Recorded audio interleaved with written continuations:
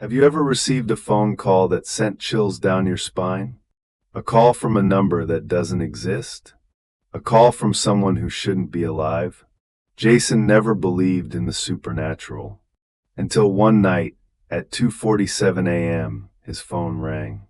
And on the other end of the line was a voice he never expected to hear. His mother's voice.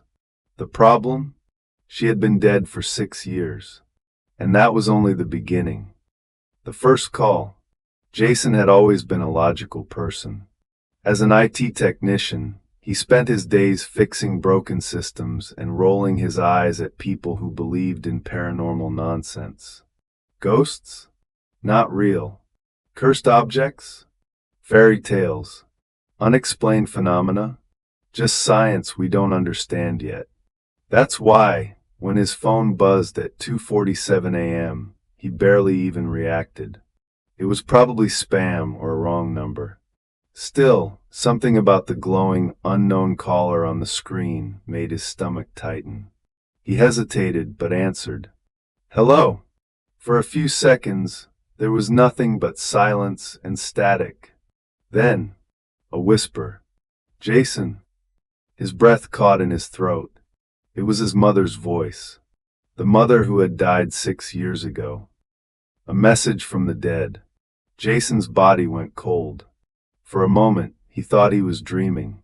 Maybe he was just half asleep, his brain playing tricks on him. Mom, he whispered.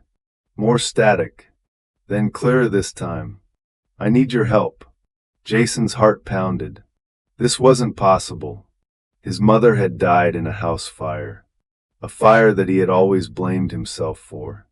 The night of the fire, she had called him, asking him to come home. He had ignored it. By the time he arrived, the house was already in flames. Now 6 years later, she was calling him. Jason's hand trembled as he tightened his grip on the phone. Mom, where are you? A long pause. Then, go to the house before it's too late. Click. The call ended. Jason stared at his phone. No call log. No record of the conversation. It was as if the call had never happened. The return to the ruins. Jason couldn't shake the feeling. The next morning, he drove back to the place he swore he'd never go again. The ruins of their family home.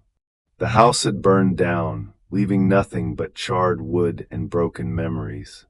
Everything felt wrong. The air was too still.